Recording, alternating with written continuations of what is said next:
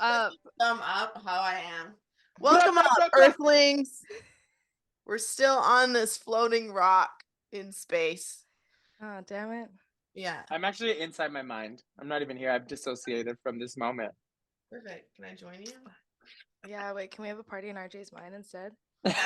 Crazy. I don't know if I want to get stuck in RJ's mind, to be honest. I mean, it feels like on brand for what this episode is, though. Ooh. And Anne is a big part of that mind. You know, she's a bitch. So. Yeah. Not to mention Anne. And for those of you who don't know who Anne is, Anne, there was a drag queen, drag artist named Anxiety, and I loved the name. And so when I was starting to like associate my uncomfortable emotions to personhood, so I would separate myself, Anne was the name. There's also Catherine, the catastrophic thoughts. She's the catastrophic thinker, but Anne is the anxiety. Anne, got it. Anne and Kath. Yes. Anne and Kath. Catherine the Great. We have a student called Catherine the Great. She's incredible. She actually is fucking incredible. I love Catherine the Great. Shout out to Catherine the Great. Shout out. Honestly. Yeah, so speaking of minds and all those things, reflection. We've decided to, in the spirit of what most of our podcast's basis is, which is understanding personal growth, understanding that nobody is perfect, and being able to take accountability, as well as I thought was so good and now it's gone. Anyway, as a journey. It's accountability and reflection, which then therefore shows growth. And a lot of the time we don't get to see it. It's like people that are healed come forward and they're like, I've done this, but we're still on the journey, and healing is never linear and it's never over as you keep evolving.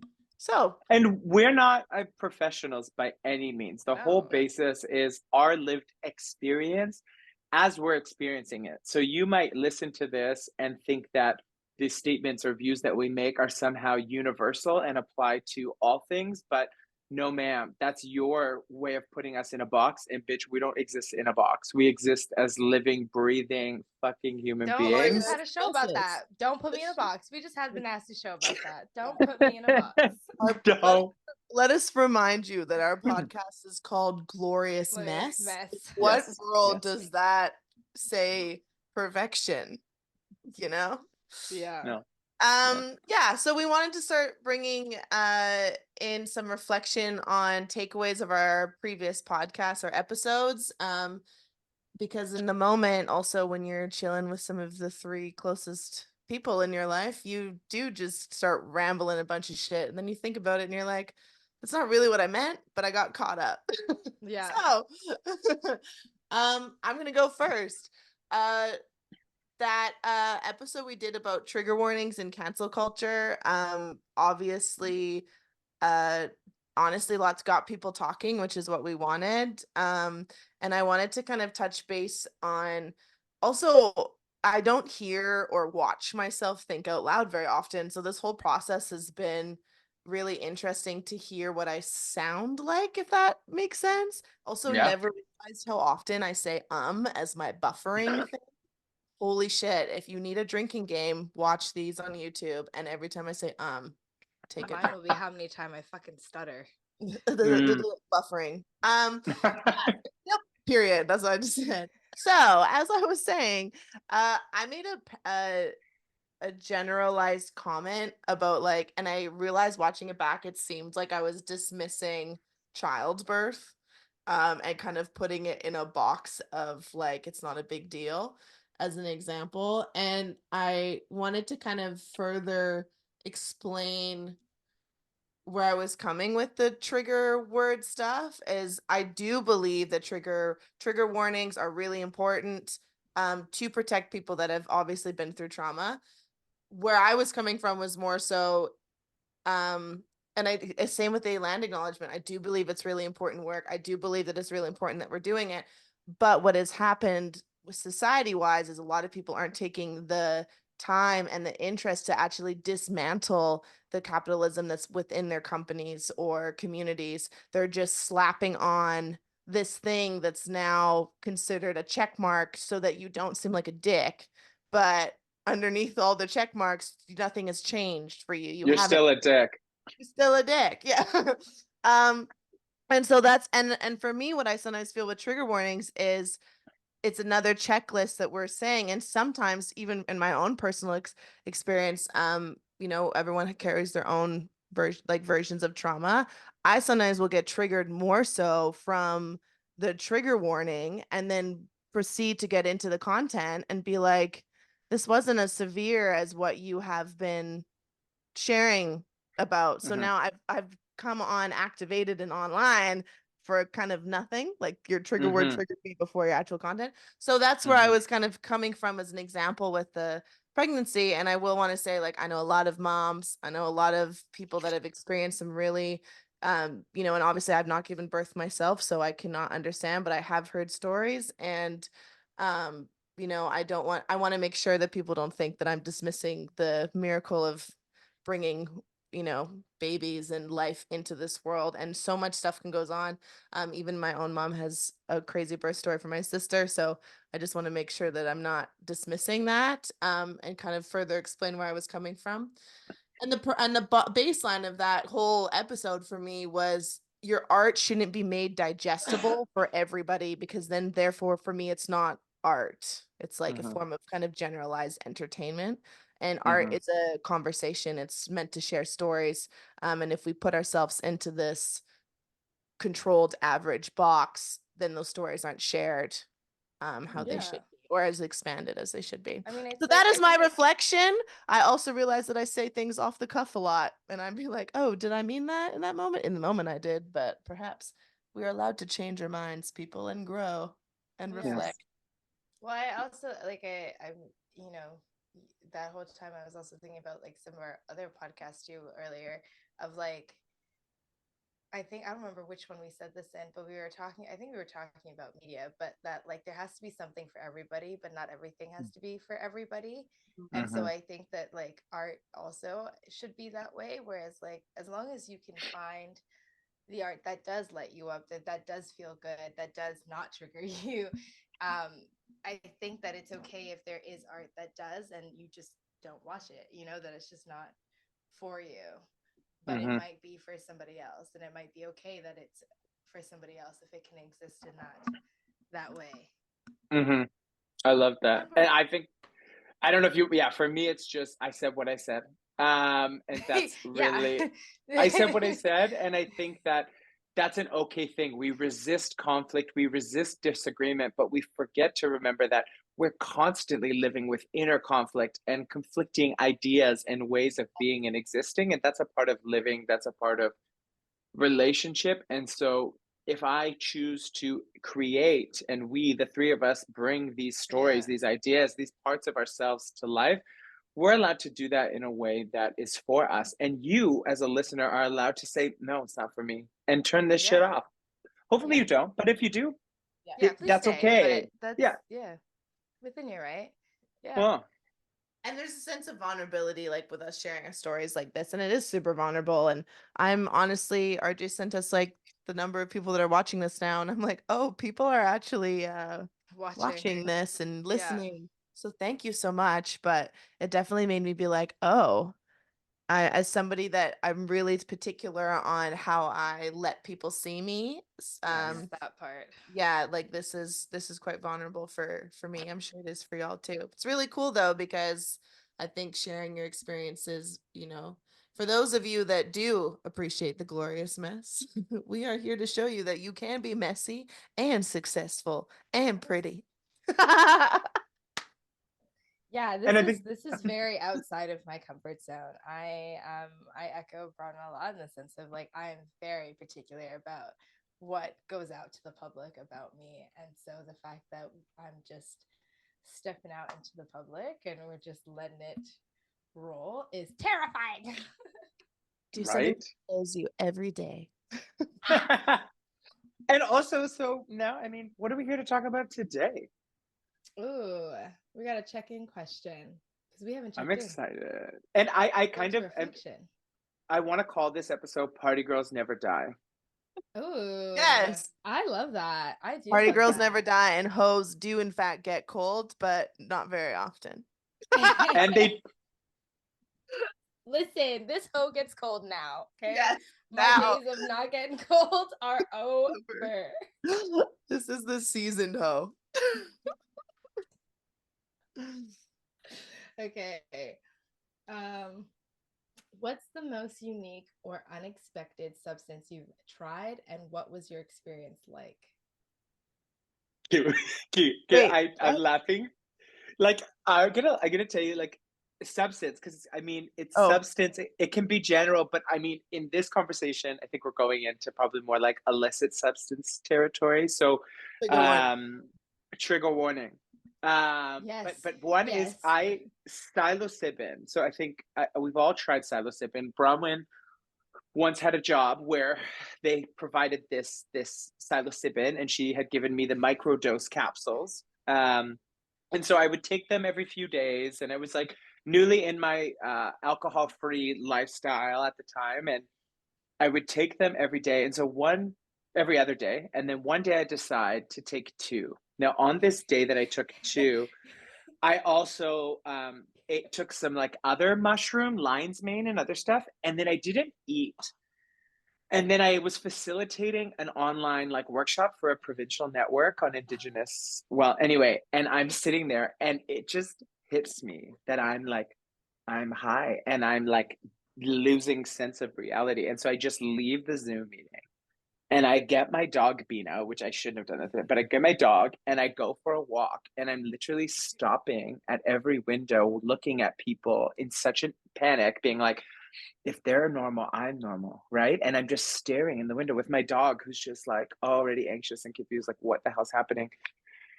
Anyway, and then I finally caught myself back home and put on Emily in Paris, and it was season 2, so it was very neon colors. Oh, And so I shit. sat there for about an hour or two, and then I was able to ground myself once again.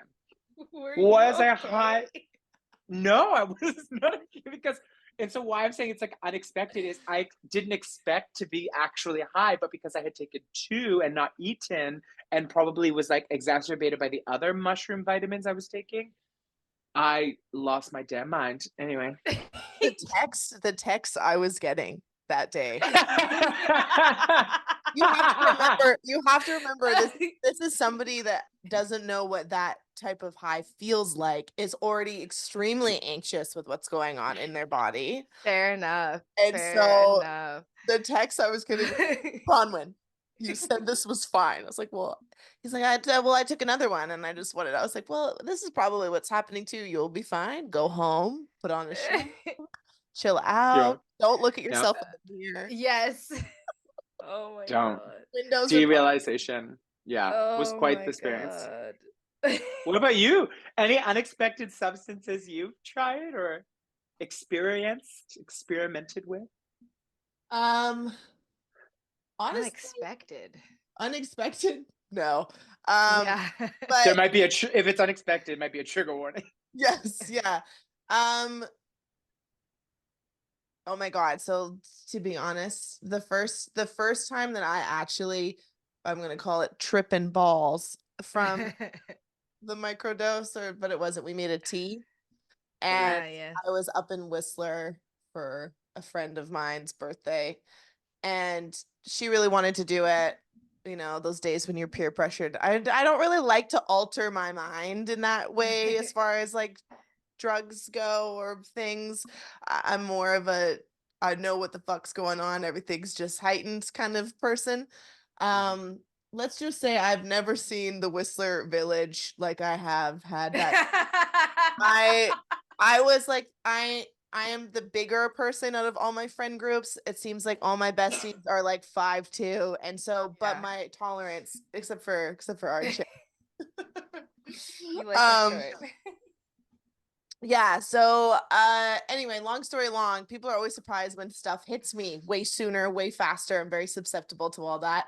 And I just remember sitting in the warehouse up in Whistler, and all of a sudden I had a Corona in front of me, and the bubbles started going, and I felt like Mrs. Elastic Girl, like the from the Incredibles. And I was at the bar. There was a party in that Corona, okay? And I was just going reaching my hand forward and back with my Corona, and that arm felt like, mind you, what time is it? 5 p.m. on a Wednesday. Okay. And then I'm laughing. You know me, I'm just giggling, so I'm crying. You know my laugh, it's not slick. I'm just laughing there silently, like like crying. And to the point where we leave because Emily was like, absolutely not. And then we were up there with somebody else, and it was cool. I totally thought that my friend was somebody else, and I'm running after this person, yelling her name. It was not somebody that I actually knew. There was another moment where we were in the parking lot, and I really thought it was a koi pond with fish. She was like peeing, and I just distinctly remember being like, "You're peeing on the fish. Like you need to stop." And she's like, "What pond?" I was like, "We're in a koi pond right now." You mean? And then getting back into the hotel room, I just remember feeling like I was in Alice in Wonderland. Like everything felt so tall, and I felt tall. And it was exhausting. Like I had fun for like probably 30 minutes, and that lasts like hours. And so I enjoy a little microdose now and then, especially if I'm not trying to drink a lot when I go out, so I don't want to punch people in the face when they're drunk. Yeah. But the effort when the world feels like it's breathing and I get kind of nauseous, like the effort that I have to tell myself that it's fine for that long, I find it so draining. Like it's not for me. It's exhausting for sure. Yeah, but unexpected. I think that was probably the one because I always said like I'm never going to do anything that alters my actual physical reality. Yeah. A lot of other things, but probably was unexpected. I have a really funny one. Not unexpected because like I knew exactly what was happening. Like I've been through it before. Like I wasn't shocked. But it's always funny when you're like extra tired because we were at the cabin. My friends and I have this like annual cabin trip that we do.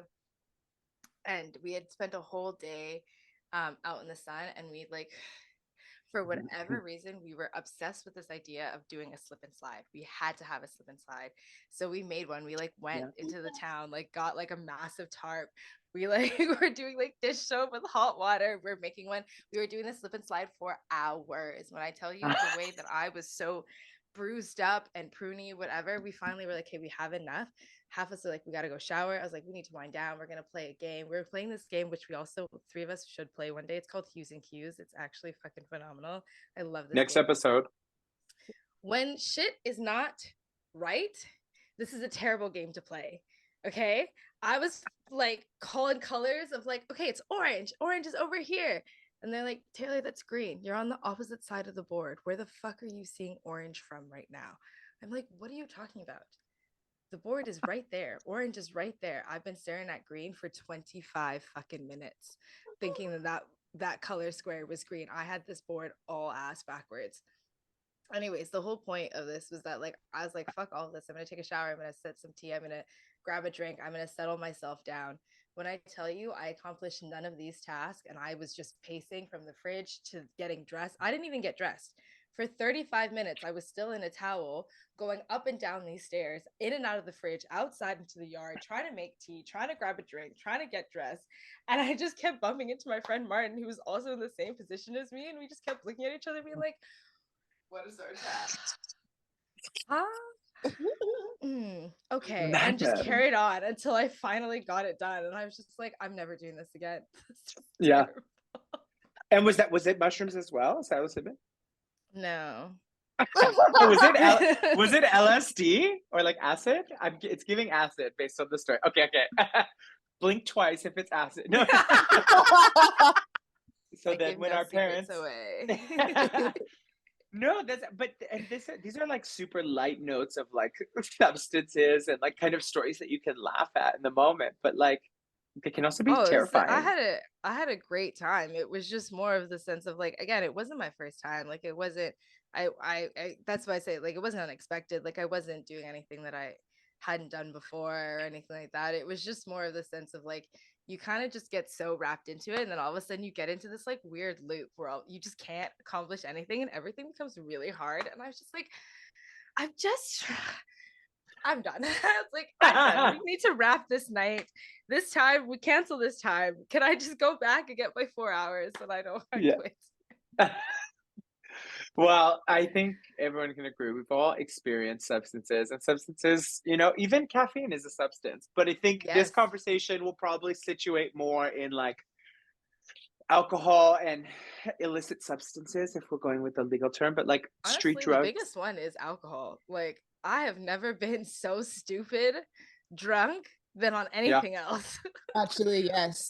Like, the amount of bruises I have from Seattle because of just being drunk is ridiculous. I don't know. Oh, wait, I mean, when you look at, and a lot more studies are coming out because there was this kind of era of like, you should, you know, you can have a glass of wine a day, like 2 drinks a day, men, and I then remember women that, have yes. one.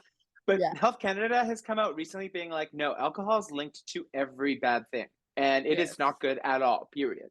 But it's funny. I was like, it's so interesting to see, and like trying to, I guess, and where we'll go in this conversation is like kind of exploring a bit our relationship, and maybe we'll focus on alcohol today just as like a guiding place, but I'm sure other things will intersect, as I know when I drink alcohol, other things Somehow appear.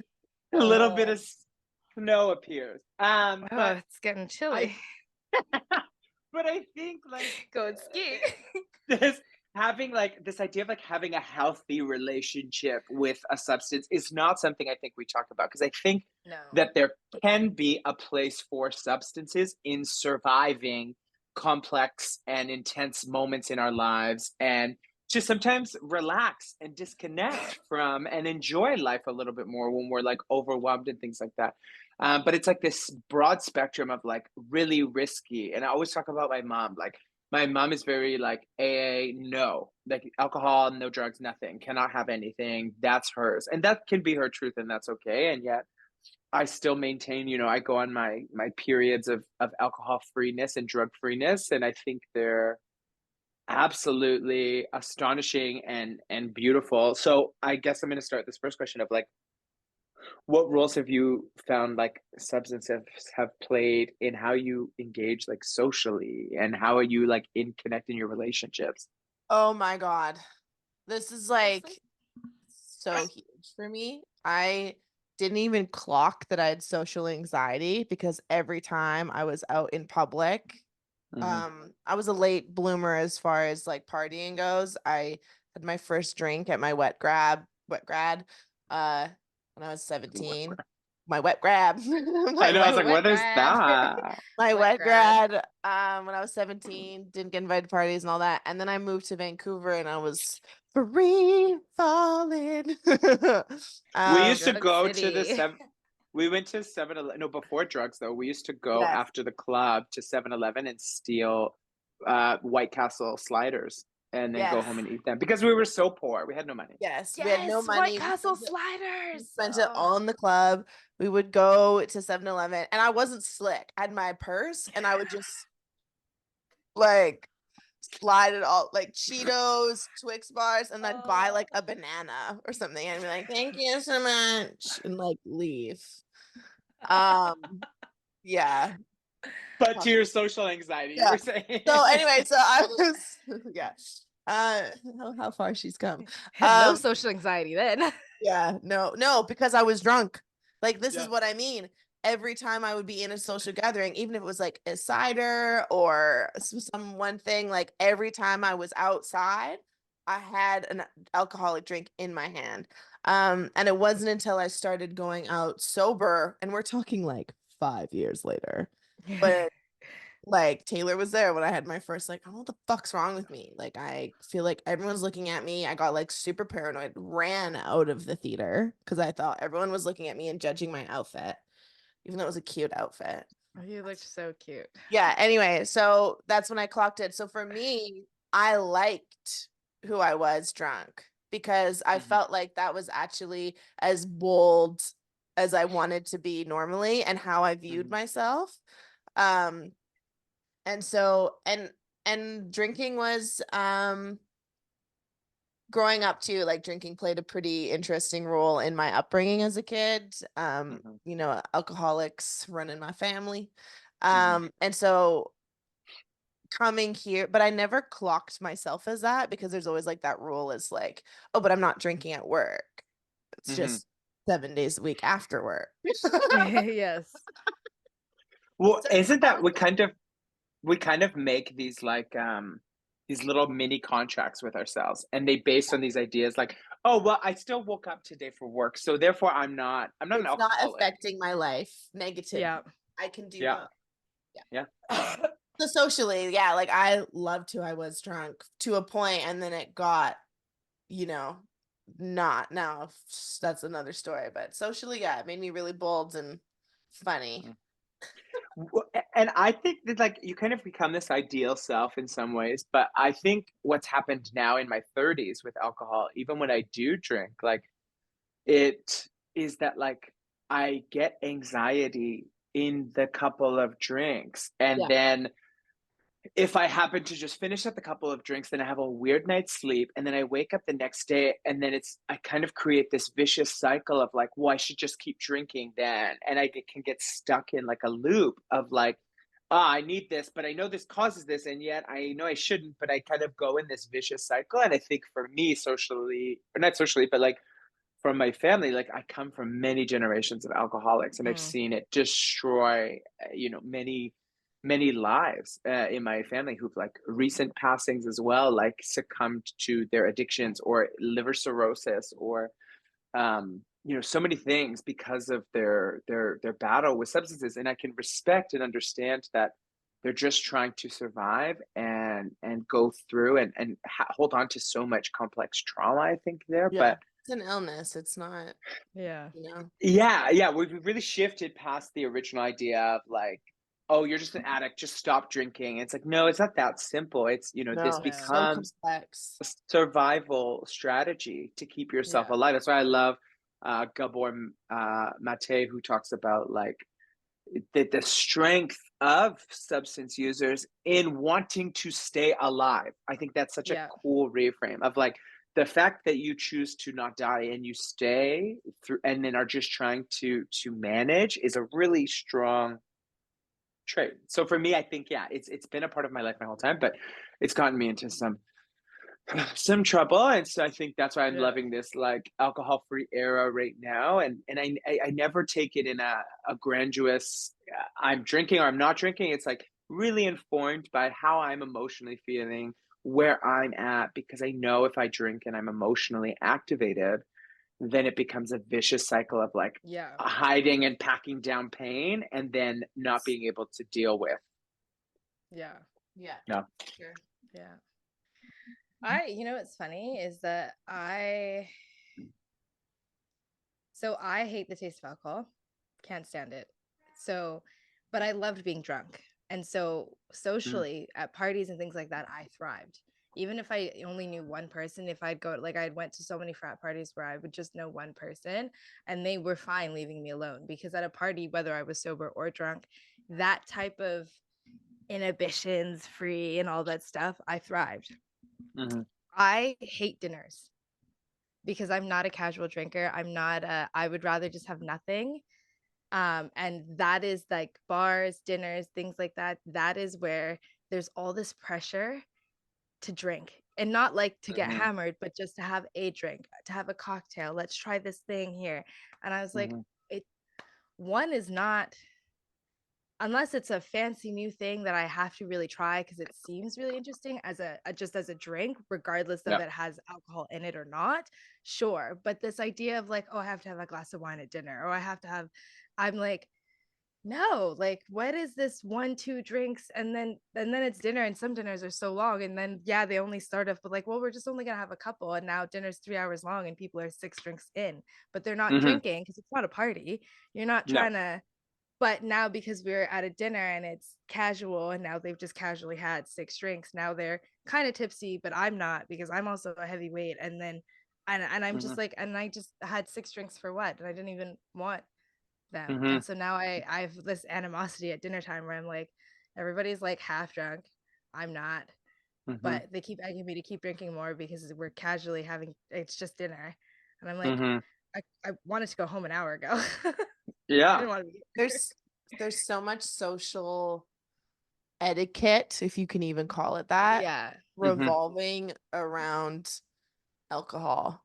Yeah. Mhm. Like as an adult. Like Yeah. it's like Mhm. you're like a bougie adult if you have like a cool glass of wine or cocktail or Yeah. whatever. It's really interesting, and how there's so much research of how alcohol is literally poison for our bodies and for our brain and even for our relationships. And But it's that's the one thing we Spirit. let slide. spirit, and that's the thing that's like a-okay and cool and like so pumped into our culture. And then when you slide into other stuff, people are like, whoa, whoa, whoa, Yeah. God, crazy. Well, name like a sober main character in any movie or TV series. Sandra Bullock in 28 Days, right? But like that's a Yeah. movie about addiction and her treatment. Yeah. Like like there's Yes. always this idea that the drinks are in every scene, in every Yeah. You come home, Which is beer. ironic because in advertisement you can't drink. Like in like when you're doing advertisements, you'll yeah. never see an ad with somebody actually drinking the alcohol because you can't do it. But in Oh, TV shows and in media, you can. it's totally okay, obviously, because it's a movie, it's a TV show. But any Yeah. ad that they're selling, you'll never see somebody drink because it's literally they just can't, because they can't promote drinking. Well, I'm wondering in terms of like getting into this healthier relationship, which I think no matter what you might want to believe, like I think we all do have healthier relationships with alcohol and heightened awareness to them now. Like, what factors do you think played into to those shifts? Like, what changed for you to make you say, "Fuck, I need to reevaluate." To be honest, Didn't want to be reckless anymore. no, fear. Like the shame that I would still do sometimes, like when I get too loose, especially because I don't drink often anymore. It's almost like all my old decisions when I was drinking all the time haunt me. So even if for example, me and Taylor got pretty rowdy in Seattle just this past weekend. I got way too drunk for my own personal bubble of how I like to be in public, Mm-hmm. and I'm still mentally destroyed about it. Mm-hmm. Like Mm-hmm. Same. like there's and even the people are like, you were fine, but nothing really happened. Like, you're good. I'm like, Like for me though. I am literally dying inside with shame. And I think for me, when I started to reevaluate as well, and again, shout out to my dad. He's like 5 years sober now. He is amazing. He's my champion. Fit as fuck, also these days. Fit as fuck. Yes, yes. Daddy Greg. I was gonna say Greg's coming in nuts. Yeah, can't wait to go see him in July. Yeah. So he was honestly a huge inspiration to that. Like there was so much that was kind of like our common ground, was drinking together as and I had to kind of check myself too, as like, am I following in the same footsteps of why he was drinking all the time? Now his emotional stuff is very different than mine, but he was also life of the party DJ. And for me, I'd created this almost like persona. I called her Bronwyn Joy. But I was a promoter. I was in nightclub all the time. My party persona was like what people were drawn to. And I was numb. Like I was so actually emotionally detached. Detached is the word? Unattached? I don't know. And so for me, honestly, it was the pandemic. Yeah. Like honestly, like Yeah. I was already starting to kind of pull away. I knew it wasn't working. I was blowing a lot of money, but then my loophole was like, but I'm promoting, so I'm partying free, because then I would make money off guest lists, get handed the envelope of all the people that I made money off of to come to the club, and then I would spend it all that same night. So instead we'd of always get drink tickets too. Fuck. Oh, exactly. So everywhere. again, then there's that boundary setting where it's like, well, it's not fucking up my life and I'm not spending a bunch of money anymore because I'm drinking for free. Yeah. Which means I now have no boundary to keep myself in check. So I was just, and so my inner child was completely non-existent. And I was operating from this, like, I was kind of becoming a vampire too, like go out, sleep all day, get up over and over and over again. And all the things that, so the pandemic stopped and all that stopped. And then I realized how how numb I was, because now I didn't have the social interaction and stuff. And then as I started to like unthaw, I realized how sad I was and how like lonely and felt like so misunderstood.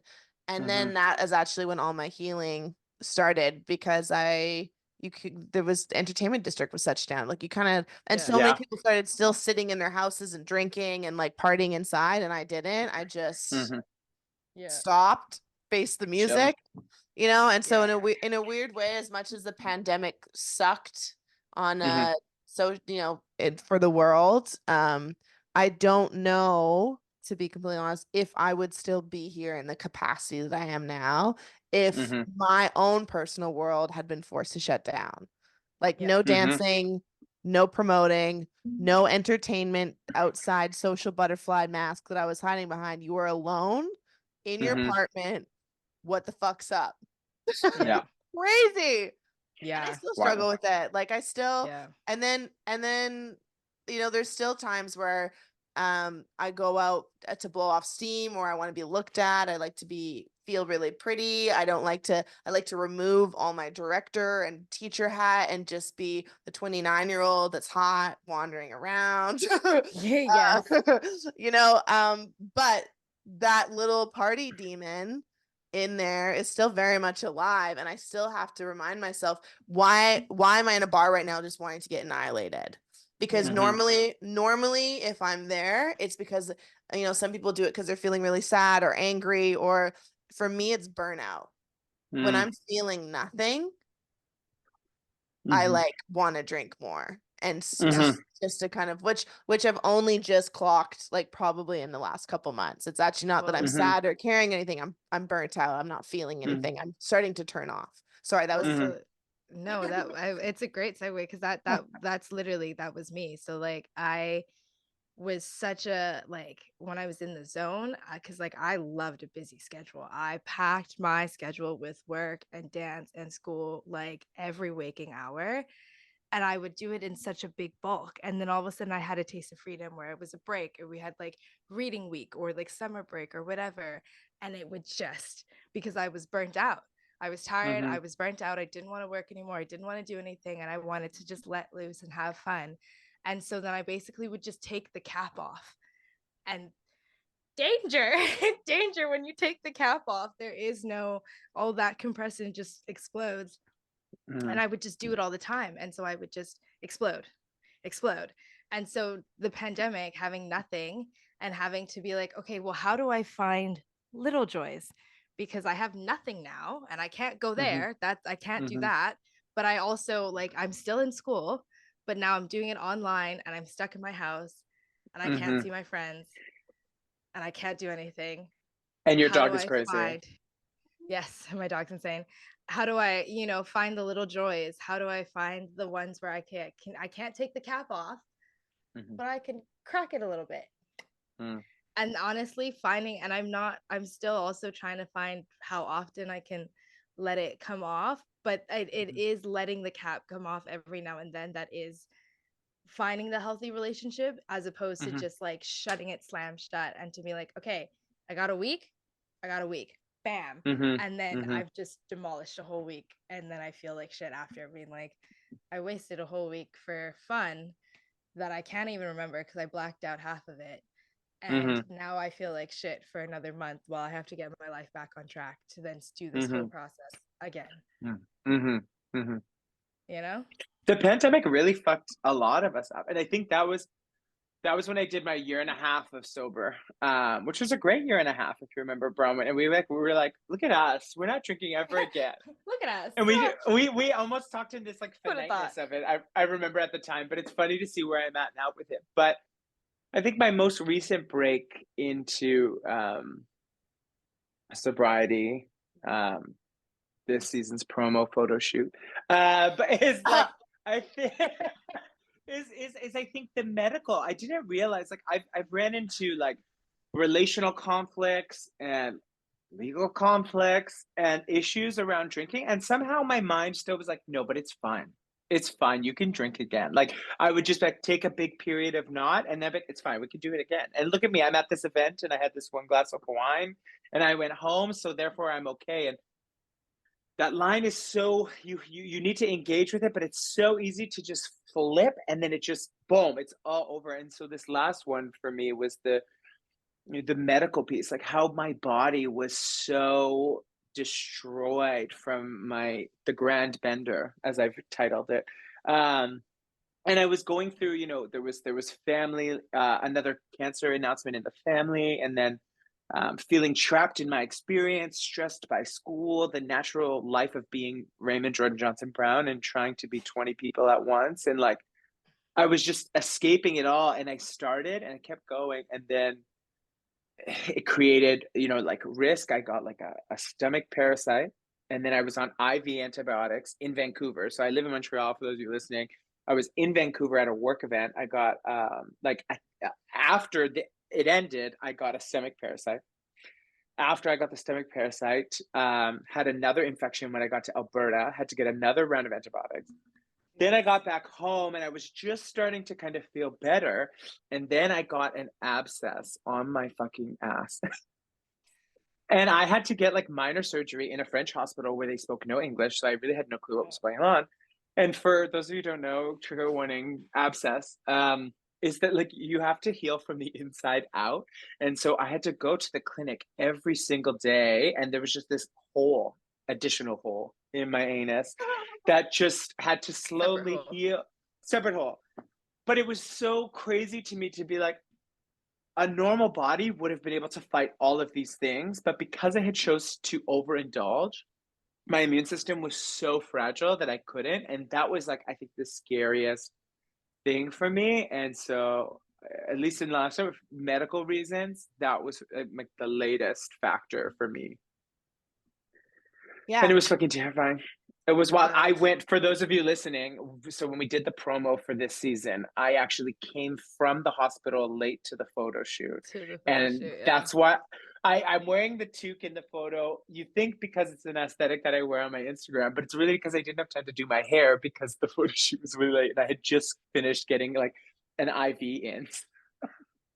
So shout out to you, season. Yeah, glorious mess. You still had the hospital badge on the wrist.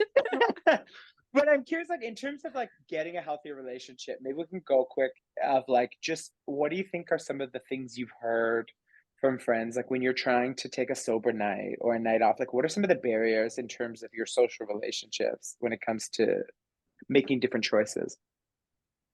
Do you mean like what are some challenges that you face if you're going out sober, or just like in general sobriety? Yeah, I need to speak like a human more. My God, I'm like writing your fucking essay dissertation question of how I'm phrasing it. What? How do people like, what do you like? So for example, if I go out tonight and then I'm like, I'm not drinking, like what are some things you hear from people when you decide not to drink? Why not? Yeah, I'll buy the way that I have to constantly say no, and it is ridiculous. Yeah, what happened? Why aren't you drinking? What happened? I thought you were a party girl. That one. I miss promoter Bronwyn.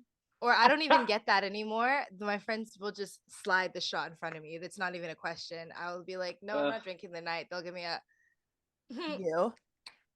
This happened to me when I was in Calgary. So on the way back, so already I was like, of course I'm not drinking. And so the bartender, because they knew me, was like, I was like, hey, can I get a Coca-Cola? And then he put Captain Morgan's in it. And I was like, obviously Captain Morgan's is sweet. So I'm like sipping it. And I'm like, I actually drank about half the drink. And then I was like, I feel weird. Like something feels off. And then I'm like, did you put anything in this? And then he was like, oh, I put rum, girl. I know you well. You love those rum and Cokes. And I was like, and like, again, more terrifying because I didn't have the choice in the matter, but how sometimes friends will do that. They'll be like, we know you to be this version of you. So instead of respecting who you are in this moment today, I'm going to compare you, like you said, Bronwyn, to like, where's promoter Bronwyn? Where's Tequila Taylor? Tequila Taylor. Wow. Yeah, that is Tequila TT. Taylor. TT. TT. Tequila Taylor. TT. Wow. I like that. That's cute. Right? Tequila I kind of- Taylor. But we did get one question and scenario in terms of this, and I hope there's some nuggets of wisdom just from our experiencing this complicated relationship, this sometimes intimate partner violent relationship with alcohol. But oh, sorry, Taylor, if you want to read a scenario, I pick. don't. No, No. I think. Oh, okay. It looked like you were going somewhere with it, so it looked like you had one you wanted to Oh, go it's that with. education mind. They've gone to He's school gone for rogue. like a little bit, and they're like, listen, I'm so intellectually intelligent. Bitch, you're not the only one who went to school, okay? I'm ahead of you. All right, Don't I got leave my me degree. behind. Don't leave me behind. I'm dyslexic Here as we are. fuck. Okay, I can't spell for shit. I'm Neither emotionally can I. intelligent, but I can't spell, y'all. The intellect is Anyone? up here. I put it on paper. It doesn't exist.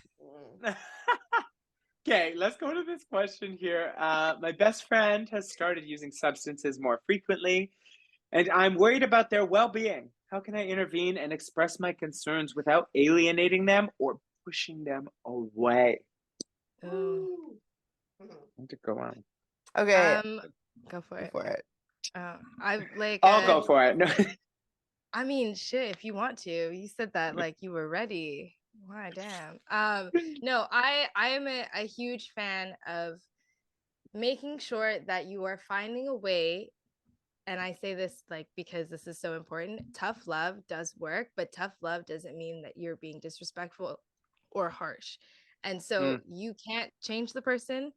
You can let them know the situation that they're in and what you intend to do and how you intend to help them, whether that is take a step back, step forward with that, like however you are going with it.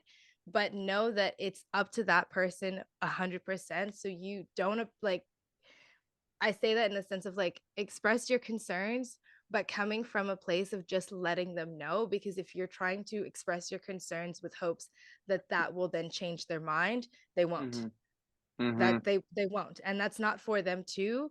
That's for them to like, because they sometimes, and you know, when they're going off the end, they don't know where their situation's at. They don't know where their reality is. So you have to be the one to keep reminding them where their reality is and let them make the choice to be like, all right, this is not for me anymore. Because the more that you do this and be like, well, the ultimatum, so this, so that, it's like that's not going to work. You're not, that is going to push them away, but it doesn't mean that you need to coddle them. It also doesn't No. mean that you need to baby them till they see the light or whatever. Like you can still be like, listen, bitch, this can't let up, but it's your choice. But Yeah. this can't be it, you know? Yeah, that's the thing. You have to be able to say, like, let the person has to make the choice to understand. Because if I tell you you have a problem, you're not going to believe you have a problem. But you have to come to that awareness and that knowledge on your own. And so in this like particular scenario, this idea of like, well, they started using substances more frequently. The question is focusing on the more frequent substance use. But I think the real question is like, what circumstances, we don't exist in silos, what is happening for that person for in your life, what is happening in the world, what is their financial capacity like, how is their mental health, how is their overall holistic wellness, focus on those areas and then see if once we go into exploring some of those with a friend, maybe the substances were never the problem, there's always something underlying it. And so if it's a new exploration, you don't even need to go to the root of like, hey, you want to go to an AA meeting with me? Like you're putting ideas and societal kind of ideas onto people. And I'm like, no, that's your own shit more often than not. It's not necessarily even them. As someone who has probably only been on one side of that, I don't think I've ever had, well, that's not true. So yeah, my biggest takeaway, especially if you're noticing it's like a ramp up of things, it's like RJ was saying, it's probably something else that they're running from or not processing. And soon as you, and guaranteed more often than not, that person will feel like absolute garbage, or if they haven't already, about who they are becoming or the choices that they are making. the last thing that they need is somebody that they think is in their corner telling them that they're pieces of shit and they're concerned or condescending or hold space. Like start there. Like it like really just, you know, or maybe even be like, hey, like, are you good? What's been going on? You know, and if it's comes like, oh yeah, I'm fine. Then maybe there's a counter question of like, I've noticed you've been going out a lot. What's up with that? Even if not even it's like a why are you going out all the time? It's like, are you having fun when you go out? Who do you see? What are you doing? What is what's your goal? Like, you know, like what is, you know, I think and I just imagine you with a flashlight, like, so white going out. yeah. Yeah. Obviously you can, I don't know. I think if this is somebody that you are close to in your life, you should know how to speak to them and just remove the substance issue aside. Clearly a ramp up is something has shifted in their life. Figure out that first, approach them with that versus the shame of like, I see that you're doing a lot of cocaine. Why? Yeah. Well, you've been sniffling. You've got a lot of sinus allergies lately. I mean, I think it's a lot like the trigger warning. Like, who is it for and why are you doing it? Like, if you're bringing your like the best friend concern, like if you're actually concerned for their well-being, then start, like Bronwyn said, start there. Like, forget about the drugs for a second. Like, if you are concerned about their well-being, start with their well-being. Yeah. And start with your, in the end of the day, you have to be informed by your relationship. So no matter who, if anyone is listening, like, let your relationship inform how you reply to them, and center that person as a person, because it's so easy for us to, because I came from a background of alcoholics, it's easier for me to see an increase as, oh, they're becoming an alcoholic. But what if they're just a human being human? And how does my relationship to them inform my approach? So if there's anything, that's coming to the conclusion of our amazing episode on Party Girls Never Die. For those of you who are listening, and you know, if you're looking for resources or tips, in the episode description, I'll include a list of a ton of different resources for harm reduction, substance use resources, whether you're seeking help or wanting to help support someone who's seeking help. We have if you're not in crisis, as a caveat, if you're in crisis, there's a line called 988. It's a new service in Canada. And so it's centered around trauma-informed care, and it's for folks in suicide prevention. However, you can text or call this number, and regardless of what you're going through, they will support you and help you through crisis. If you're not in crisis, call 811. 811 will connect you to social workers and local health resources so that you can get the resources and tools that you need, that you choose for yourself, or help understand how to help someone else on their journey. I want to know, if Bronwyn, if you can actually give a quick little preview of our next episode, an elevator pitch in 10 seconds. Well, it would have been nice if you had prepped me. Elevator pitch, baby. Elevator pitch. Yeah. Let's go. Okay, so we have Vanessa Lalonde joining us about imposter syndrome. So imposter syndrome in the sense of how does it show up in your own personal life, more of the education on the mental loop that we all get into, being able to recognize what those feelings are and identify when it is a form of imposter syndrome, how to combat that for your own self-worth and self-confidence, which is actually what we talked about in a couple episodes ago with Taylor and I as well. So we've been kind of sliding you in to prep you for that kind of ideology. And it's also for your success as well, like in your workplace. So it's not just for your personal life, but also for your career as well. And she's rad, but I'm a little biased. And she's a Sagittarius. And she's a Saggy. I'm getting outnumbered. Well, thank you all for listening. We all love you. We'll see you next time on The Glorious Mess.